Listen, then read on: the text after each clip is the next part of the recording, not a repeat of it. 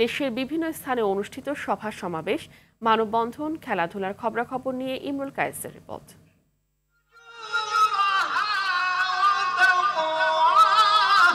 বর্ণাঢ্য আয়োজনে দেশ বিদেশের খ্যাতিমানকারীদের নিয়ে আন্তর্জাতিক কিরাত মাহফিল হয়েছে বরিশালে।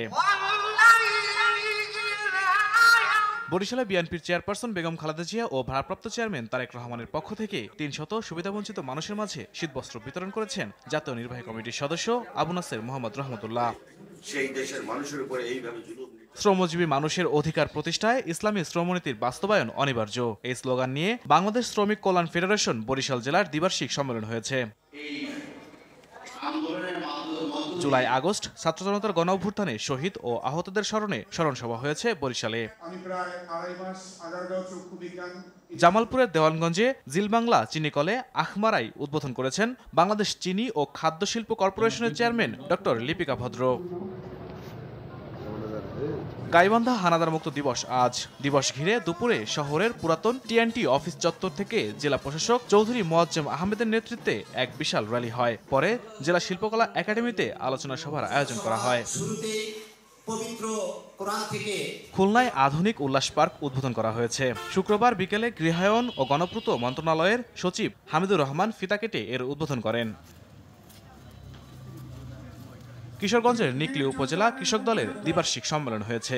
এতে উপস্থিত ছিলেন বিএনপির কেন্দ্রীয় কার্যনির্বাহী কমিটির সদস্য শেখ মুজিবুর রহমান ইকবাল। আজকে কৃষক দলের পরিচ্ছন্নতা শুরু হোক আমার থেকে, এই স্লোগানকে সামনে রেখে কুয়াকাটা সমুদ্র সৈকতে পরিচ্ছন্নতা অভিযান চালিয়েছে স্বেচ্ছাসেবকরা। নোয়াখালীর সেনবাগে ইদিলপুর শিক্ষা ও সংস্কৃতি ফাউন্ডেশনের মেধাবৃত্তি পরীক্ষার সনদ ও পুরস্কার বিতরণী সভা হয়েছে। নোয়াখালীতে বাংলাদেশ যুব ঐক্য ফাউন্ডেশনের উদ্যোগে 1000 গরিব দুস্থদের মাঝে শীতবস্ত্র বিতরণ করেছে কেন্দ্রীয় বিএনপির ভাইস চেয়ারম্যান সাবেক সংসদ সদস্য মোহাম্মদ শাহজাহান। পটুয়াখালীতে দুর্যোগ মোকাবেলায় পূর্বাভাসের গুরুত্ব শীর্ষক কর্মশালা হয়েছে।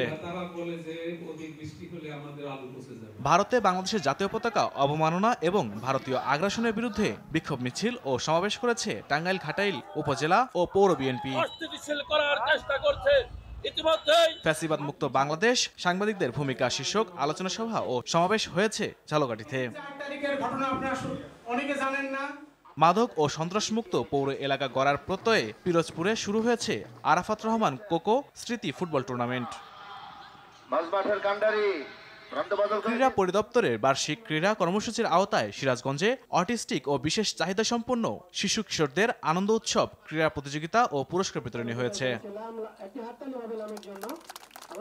ঠাকুরগাঁয়ের পীরগঞ্জে প্রয়াত সাংবাদিকদের স্মরণে ব্যাডমিন্টন প্রতিযোগিতার উদ্বোধন করেছেন সাবেক সংসদ সদস্য জাহিদুর রহমান।